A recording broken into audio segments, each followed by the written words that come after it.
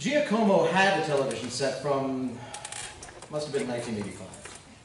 One with 3 dials. You had to pull the top dial to power the thing on, and then you could turn it left and right to switch through all the channels. The middle dial was volume. The bottom dial made the image warm when you turned it left and cold when you turned it right. It was time for a new one. Look around the living room.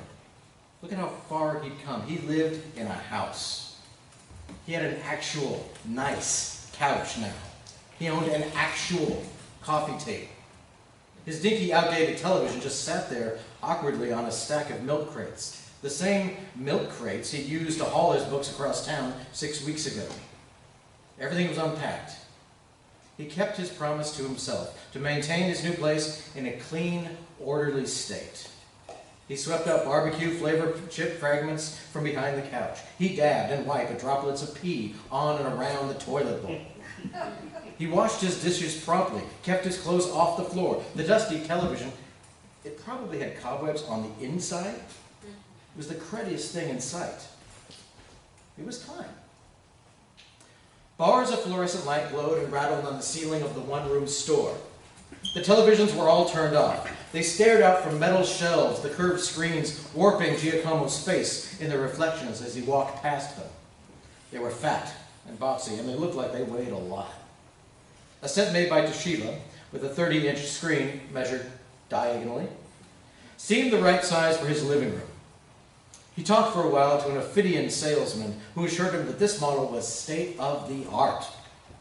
He said something about a comb filter, and Giacomo pretended to know what that meant. He didn't even know if it was actually desirable. Putting blind faith in the clerk, he bought the set made by Toshiba. He also bought a stand for it that had a built-in case for storing VHS cassettes. He didn't own many movies, but when he rented tapes from the video store, he sometimes liked to look through the stacks of previously viewed tapes for sale. 4 for 15 bucks. This was how he'd acquired most of his collection. He installed his television on the stand in the living room of his house. The house was well bigger than the cubbyhole he'd recently vacated, the left half of a pink duplex over on Minerva. Giacomo watched VHS tapes, mostly action comedies, with dinner on weeknights after returning from work at the college, which mostly consisted of a ceaseless sequence of conversation with prospective students and their obtrusive parents, sometimes face-to-face, sometimes over the phone, sometimes on email, or sometimes he had imaginary conversations with them when he read their applications for admission. He was around people all day. He came home wiped. Sometimes he watched 3 or 2 action comedies, or the occasional romantic comedy. When he was done eating, he would lie on the couch on his side, switching positions every half hour or so, whenever his neck got sore, or whenever his arm got numb from supporting his head. One time, after getting home from the video store, he saw that they forgot to remove the yellow plastic strip that prevented thieving teenagers, or thieving adults, from opening up the VHS cases in the rental store. He called the store and they told him just to cut the case open with a sharp knife. They had plenty of spares, he guessed. He slid out a medium-sized blade from the wooden block on the counter, a gift from some elderly relative. He was concerned about cutting his hand, but as he mangled and tore at the plastic case with the tip of a blade, he accidentally damaged the cassette. One of the wheels that ran the tape from reel to reel wouldn't spin. When he returned the tape, they charged him $15 to buy another copy. And although they left that display case on the shelf, another copy of 48 Hours never appeared. It was time for a new television. Giacomo's 30-inch Toshiba measured diagonally. An ancient tube television had served its purpose. He'd always known that one day he would own a big screen television, the kind that could anchor a reasonably satisfying home theater experience. It was a dream, and therefore an eventuality. Giacomo had enough money now, and since the advent of DVD, he switched formats with sudden alacrity. He'd become dissatisfied with a VH-era machine. See, DVDs played movies in widescreen, and he found that the black bars on top and below the image on the screen, which preserved the original aspect ratios of films shot in a letterbacks format, he found that repellent. So he had to stick to films shot in the Academy ratio, which filled his square screen to all its sides. He didn't watch many TV shows, and no sports. Television was for movies.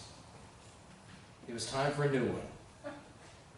Now, at the end of the school term, on the day he won his 12th Admissy Award, Giacomo, despite wanting to stay and have some of Marta's historic pineapple upside-down cake, left the work party early to go to the electronics chain store next to the mall. The lights in the back corner of the store were dim, as to make the images on the television screens pop out more. Some of the screens were enormous, up to 65 inches, measured diagonally. Giacomo walked through the mazes of television, lights bouncing out in every direction, flickering and strobing across his face. Some of the sets had large, wide bases, but the good ones, the ones he eyed most rapaciously, the plasma screens, were thin and wall-mounted. At home, he kept his set in a corner, though, which would impede wall mounting. But an oleaginous clerk assured him that each plasma screen unit included a small optional base. He could put the screen on the base, on the stand. He already had. That would work. He had enough money now. So he bought a 45-inch, measured diagonally, high-definition plasma screen made by Toshiba. It just barely fit into the back seat of his car. He drove home so slowly that it wouldn't tip over. Meanwhile, the snaking traffic piled up behind him. Drivers trumpeted their whole car's horns insanely.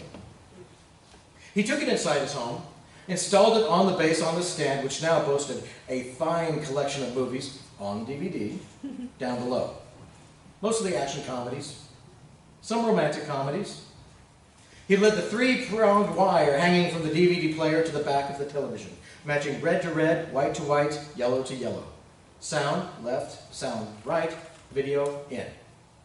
After, he sat down and rested his legs on the glass-paneled coffee table, purchased for a deal from some magazine 3 years ago. And he admired the room, feeling satisfied. The television was now the most modern thing he owned. Sometimes Lee would come over and they would watch movies together. Often he'd lay down on the couch and squished up against the back so she could have room to lie down alongside him, her head resting in the crook of his arms. She liked action comedies too, including the dumb ones, for which Giacomo had not only a tolerance but an ardent fondness. But more often they didn't watch movies when they were together. Giacomo liked talking to Lee, and Lee liked that Giacomo liked talking to her. Lee told him that when they were apart during the week, it just felt like she was biding time until they could hang out again. Which surprised Giacomo, because he'd recently noticed that he felt similarly. The difference in his mind was that he only noticed this feeling when they were together, not when they were apart. It was only in her presence that the preceding weekdays seemed empty and unpleasantly solitary. And then when she left, got into a car, closed the door, pulled out of the driveway, he found himself getting choked up for no reason. That's why he didn't like watching movies with Lee. It's an inherently voluntary, solitary activity. It put him in his own head, took him away someplace else into the world of a movie. Only when they had sex, and only sometimes, did he feel like their selves merged together into one, which is how he'd often heard good sex described, but never had experienced before himself. And he suspected this was only possible if she felt the same way too, at the same time. And if only they could stay that way, if they could share 2 eyeballs, 2 ears, 1 mouth, 1 body, that would be ideal for movie watching. Only in dreams. Talking was better. They talked long into the night. About what? You wouldn't want me to tell you. Giacomo had new light fixtures in the living room, placed strategically to avoid a glare on the television screen. He sat and looked around the living room and wondered, what does he need? He replaced the old toaster oven over in the kitchen, upgraded the shower head in the shower, off in the bathroom down the hallway. It was time for a new television. His high-definition 45-inch, measured diagonally, plasma screen made by Toshiba did well enough with Blu-ray discs. Giacomo had upgraded the new video home format with familiar alacrity, despite the triumphant DVD collection that had long since outgrown his television stand. But the fact was, the time had come. What choice was there? He turned on his computer and read reviews of different televisions for an hour or so. He had even slightly more money now. Only the best would do. He looked at reviewers whose grammar and spelling weren't abhorrent, and if any of those raised questions about the visual quality of a previous television model, he ruled it out immediately.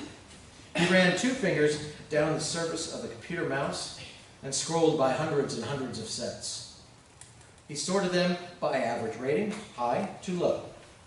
The screen lit up his eyes. His eyes reflected in those shiny surfaces. The screen back to itself. He bought a Toshiba, a high-definition LED smart television. It was 58 inches, measured diagonally. It was to ship on Monday, the internet promised. When it did arrive in its enormous box, he dragged it inside and unwrapped the thing and got it out and onto the stand, and he realized it was too big for the living room. The couch was all the way back up against the wall, and still there wasn't enough distance between Giacomo and the screen. But he'd already discarded the old one. 2 of Lee's shower items remained on the corner ledge in the shower. 2 squat little plastic bottles of strawberry-smelling gel. One was a body wash. The peach-colored one was a body lotion. Giacomo used them when he ran out of his own stuff, before he bought new stuff. He kept them there because he liked their scent. Not because the scent reminded him of Lee. The scent didn't remind him of Lee particularly at all. She'd left a mostly drained, extra-large plastic cup of unsweetened iced tea from a coffee shop chain on the floor between his bed and the wall at some point. Giacomo knew it was there, but he never saw it unless he leaned over to that side of the bed, which he rarely had cause to do. He knew he would probably take care of it at some point. It was probably gross at this point. It had stayed there at that point for literally years. He stopped watching movies. The screen was far too close. Even with the brightness turned way down, it hurt his eyes to look at for very long. He refused to see this as a metaphor.